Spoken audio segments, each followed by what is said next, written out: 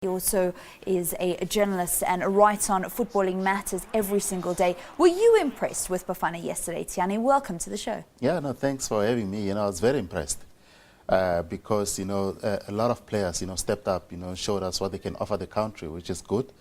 Because, we have a situation where players refuse to play for the national team, and we need to create a big pool, for any Bafana coach who's in charge, so for him, to be able to select, the players that he needs for these matches.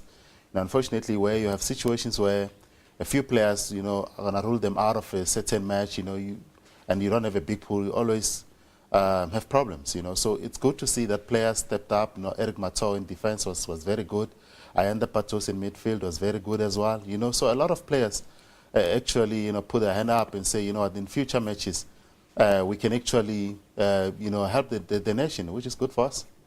I want to chat a little bit about some of the players that did step up to the plate, and one of them being the goal scorer, Igesund Patos. He is a young guy, 21 years old, based in Belgium. What did you make of him? Because many people say that he is our next superstar and we'll be able to rely on him, much like we were able to rely on Benny McCarthy. Do you see the makings of a great striker in him? Yeah, you see, we shouldn't get ahead of ourselves, but it's a very good player. And, one of the reasons that shows that he's a good player is because he plays in Europe, plays in Belgium, and he never played PSL football to begin with, but he's there in Europe doing very, very well. In fact, I think his season maybe was plagued by injury, this past one, but he's shown that, he can do very well in future. And a whole lot of other players as well, they can do well, but they need the coach must give them a chance. The problem in the past, you have players who are always there, all the time, and the others are not given a chance, So it's good to see that others can be given a chance in this friendlies. I always believe in friendly games, you need to give as many players a chance so you can create that pool that I'm talking about. I think a lot of these players also had a point to prove, to say that, all these withdrawals, there were 15 in total before they actually even left South Africa for Australia. So a lot of these players at the airport, they were saying, don't write us off. Like, we deserve our call-ups, know. And I think you saw that. You saw them step up to the plate. Igesund Patos was one of them. And I think also, Senzo Mayiwa, he has been snubbed at award ceremonies. And I definitely think he's got something to prove. He was very good yesterday. Yeah, no, absolutely. I agree with that. The thing is, those players realize this is our opportunity. Even a 31-year-old guy, in Renelo Solonyane, he said he sees this as his second chance because he's not played for the national team in the past 4 or 5 games, and now he was selected because other players pulled out. So players, all of them, they looked at this as some chance for them to actually put themselves in the picture, in terms of selection. And it's good for us. Yeah. Do you think they will be rewarded, though, with future call-ups? I hope so. Because, if you do well for the national team, you deserve, to be called up in future. I just hope we don't go back to a situation where all those guys who pulled out, are all back in the squad, and all those guys who did well against Australia, are now out, So I hope that, whoever did well for us, Eric Mato and Igesund Patos, all those players, they'll be rewarded, in future as well.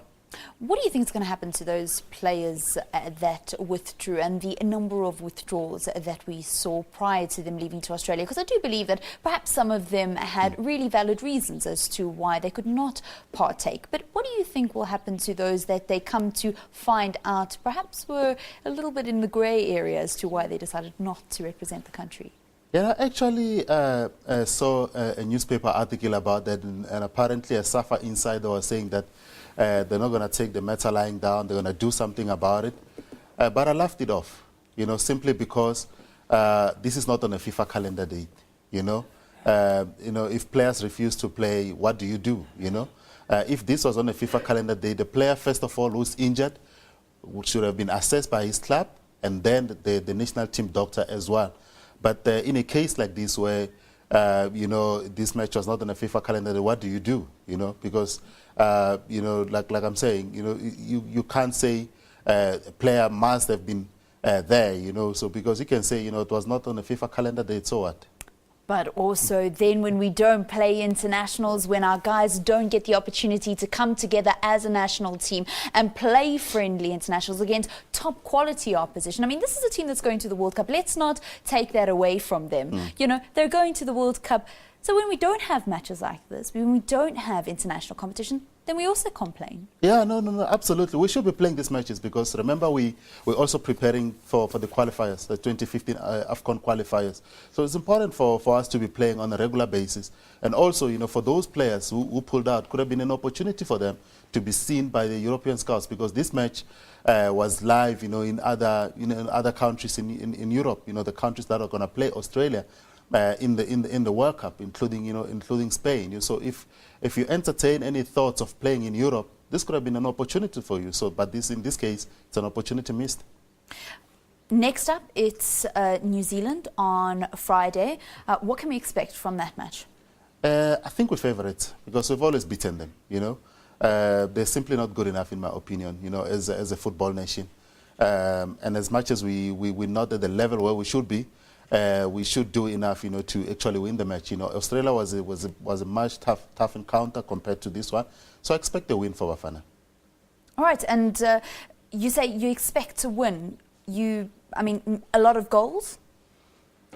Not a lot of goals, you know. We always struggle to score the goals, but we should be able to beat this team. You know, we've always given them a run for the money. You know, each time we play them, we always seem to do well against them. You know, as much as we struggle to get the goals, but we should be able to get one or two, you know, to beat them on the day. What is our problem with striking? It is a major problem that only one striker in our national top tier got into double digits. Yeah, no, I hear a lot of people talk about it, you know, and fingers are pointed at the strikers. But I'm saying let's discuss this, you know, in detail. Let's not point fingers at the strikers because, for one, you know, some of our coaches, they prefer these 4-5-1 formations. You know, that's defensive to begin with. So if you're playing one striker and you expect him to get the goals and it doesn't even have anybody assisting him on the day, you know, of the match, you know, so you're going to have problems. So, but if you play a 4-4-2 formation, like say, for example, you know, Liverpool, they play with Daniel Sturridge, Luis Suarez, you know, they always help each other. If Luis Suarez is not going to score the goals, Daniel Sturridge is going to come to the party. But here in the PSL, you see, more often than not, it's a 4-5-1 formation. So let's go there as well. Let's discuss this in a bigger picture. Let's not just point fingers at our strikers. All right, so it's almost a mindset change that needs to sweep over the PSL to become more attack-minded. Yeah, absolutely, because, you know, most coaches are more worried about, losing than actually winning the match.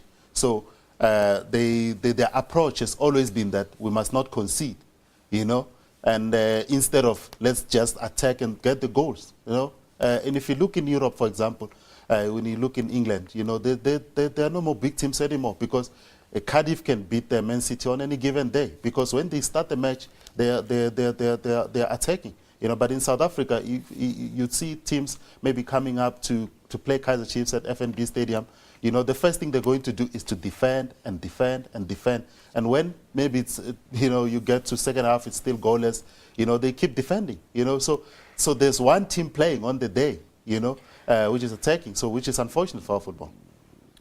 You say that there is more focus on not losing because losing a string of matches, if you are too attack-minded and you leave too many gaps open, can mean your job. Speaking about jobs, a lot has been made out of Gordon Igesund and whether or not his contract will be renewed when it comes to its conclusion in August. If you look back, have you been impressed with what Gordon has done with Bafana?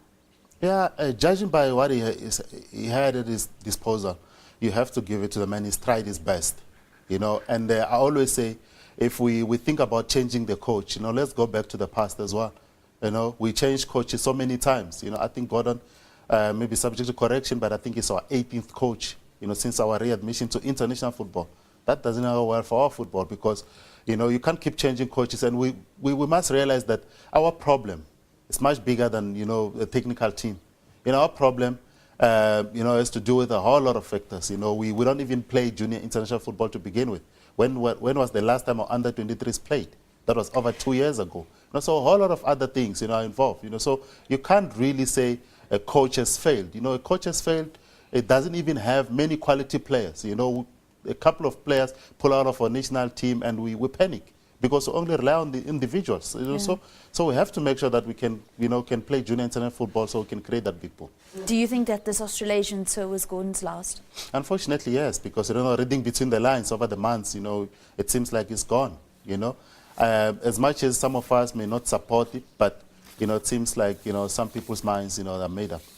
All right, Tiyane Mabasa, thank you very much for coming in studio and chatting to us about the international friendly that took place yesterday. Thank you. All right, that's Tiyane Mabasa, who is a soccer analyst, coming to chat to us about the 1-1 draw between Bafana and Australia that played out in Sydney yesterday. Of course, the team will take on New Zealand on Friday in another international friendly before they return home. That's how we conclude your sports show on Morning Live. It's time now for your headline news.